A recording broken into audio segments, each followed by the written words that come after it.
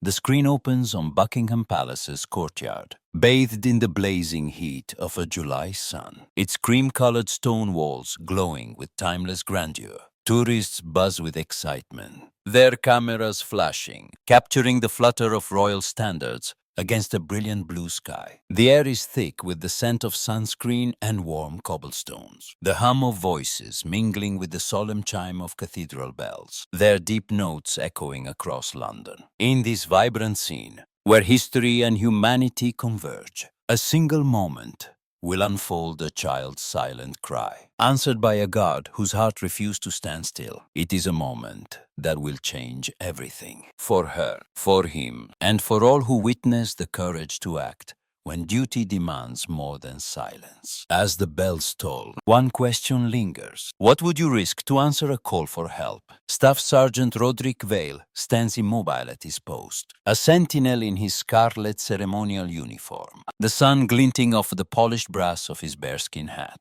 casting sharp reflections across the courtyard. At Trinity Peace, Vale is a seasoned soldier, his broad frame owned by years in conflict zones, his sharp blue eyes scanning the crowd with subtle focus shifts, a vigilance born of combat. His face, weathered by sun and service, is stoic, but beneath the discipline lies a father's heart, shaped by his daughters, Emma and Charlotte, whose laughter fills his rare days off. A flashback transports us to a war-torn street in Helmand province, where Valet, his uniform streaked with dust, sprints through a hail of gunfire, dragging a wounded comrade to safety, his face set with unyielding determination, his strength a lifeline in chaos. Now, as a Queen's Guard, his duty is to embody the crown's honor, to stand as a symbol of tradition. But his instincts, honed in battle, remain alert to danger, even in this peaceful courtyard.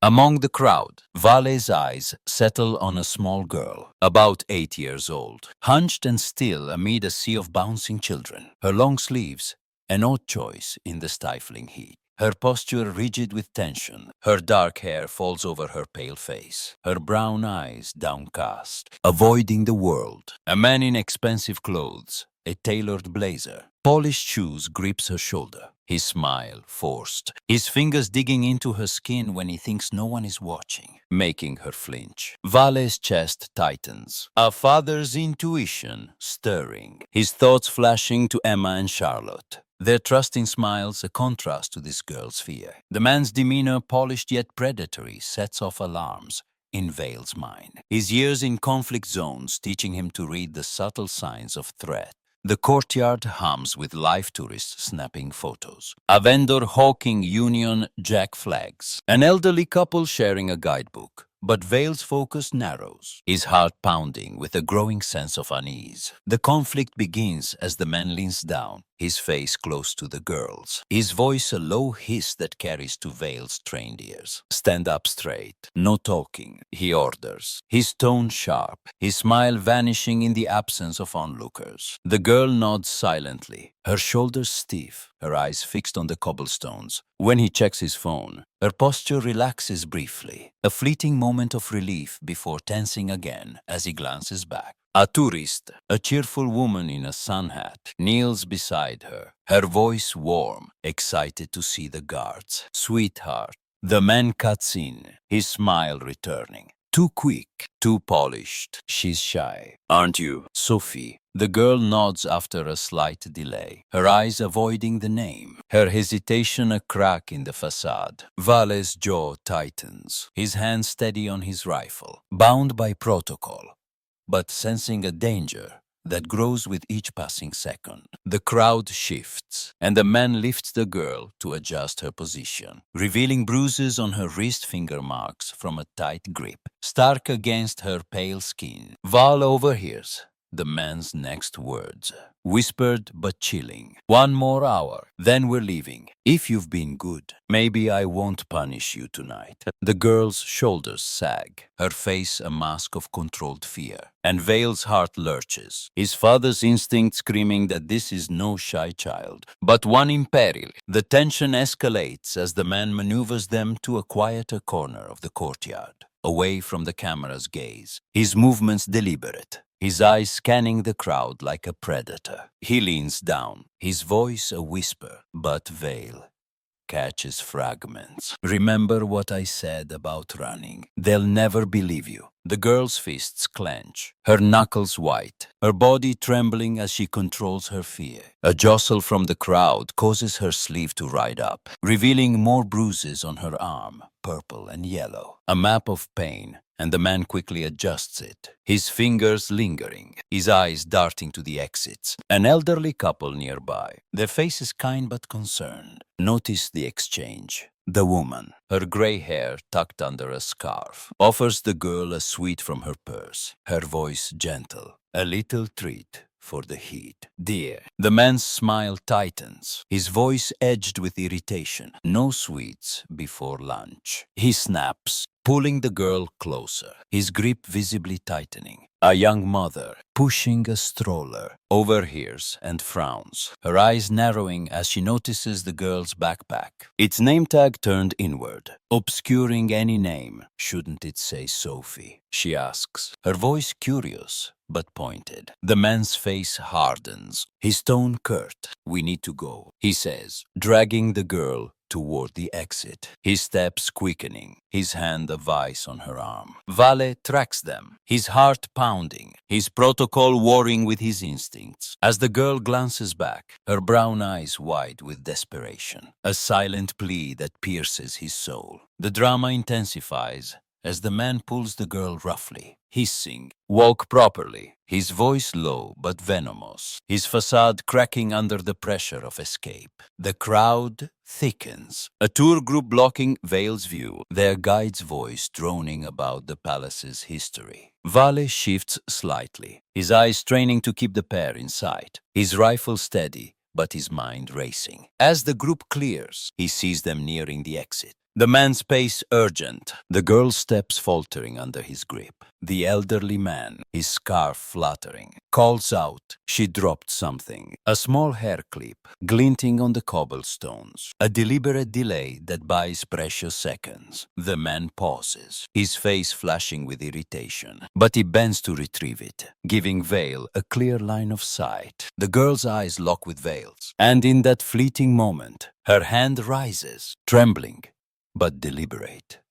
Her fist closes, opens, presses against her palm. The universal distress signal, a cry for help taught in schools, unmistakable in its urgency. The man grabs her wrist, his face contorted, growling, "You little."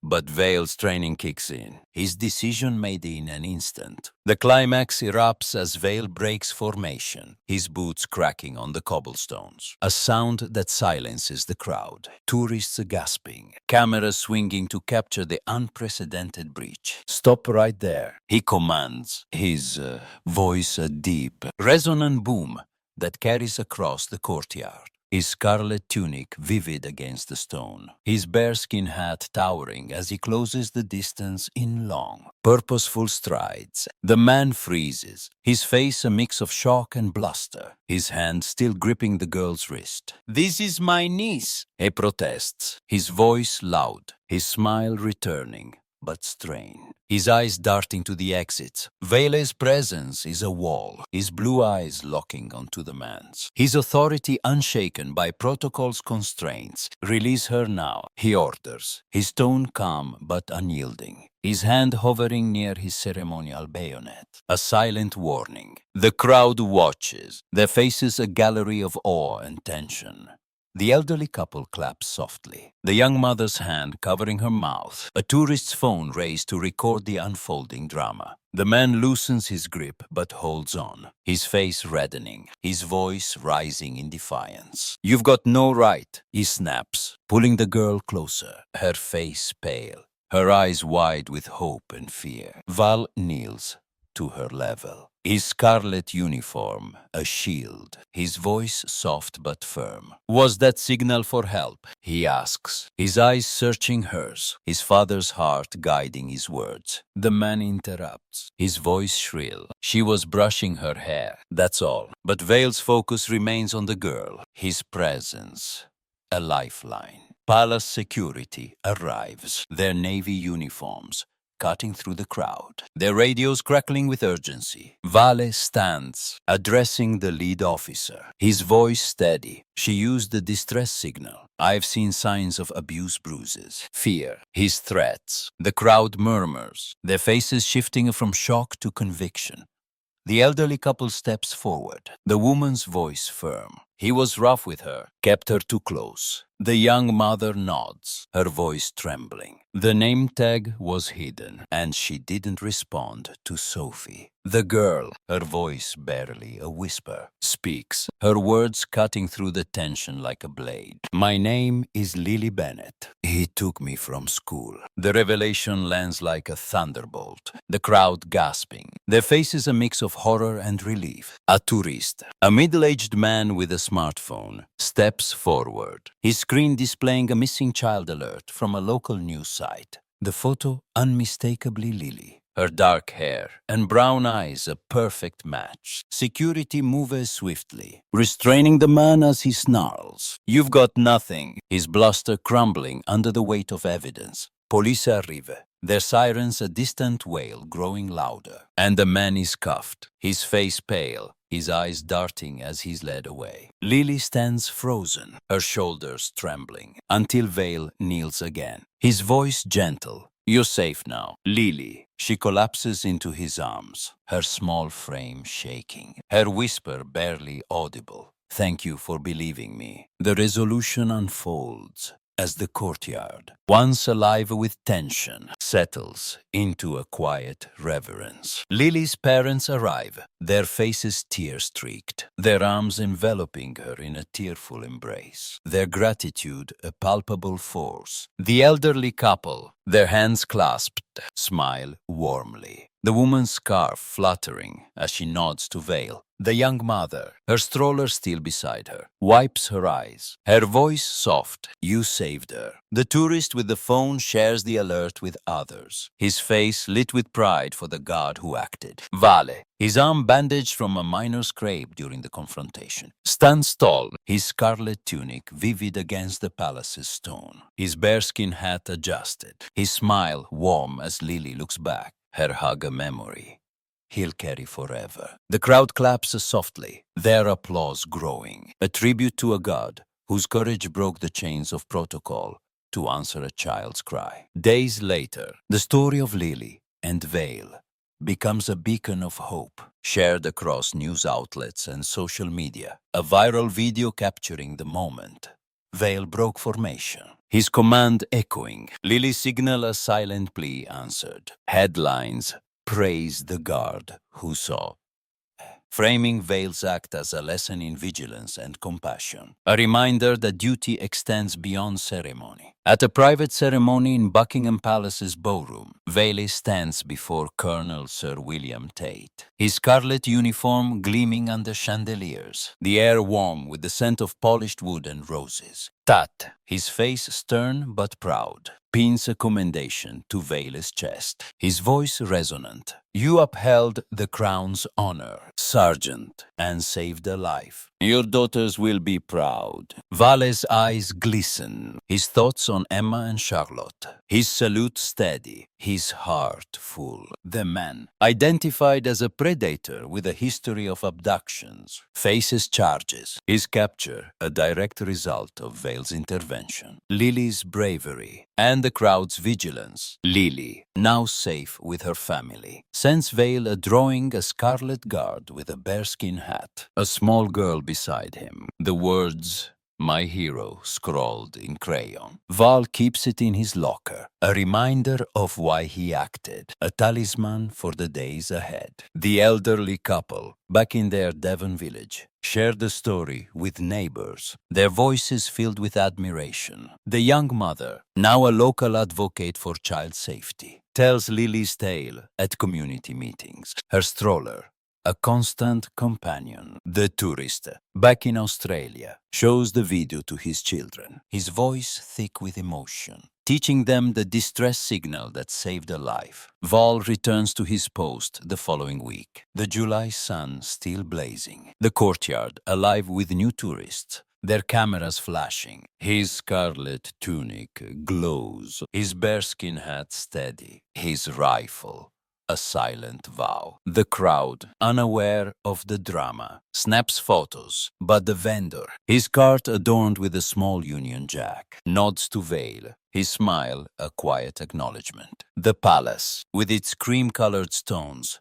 and royal standards, stands as it always has, a witness to countless moments of courage. Its honor upheld by a god who saw a child's fear and acted. Vale's thoughts linger on Lily, on his daughters, on the duty that binds him to protect. Even when protocol demands, he stands still. The story of that blazing afternoon is a parable of compassion, a reminder that the truest acts of duty often require breaking the rules, listening to the heart, and answering the silent cries that others miss. It is a story of a God who saw danger where others saw shyness, who risked his post to save a child, whose courage reminded us that honor is not in standing still, but in moving when it matters most. Roderick Vale, with his father's heart and soldier's resolve, proved that sometimes breaking protocol is the highest form of duty, that a single moment of action can change a life, and that the eyes of a child can call forth the best in us all. Sometimes, breaking protocol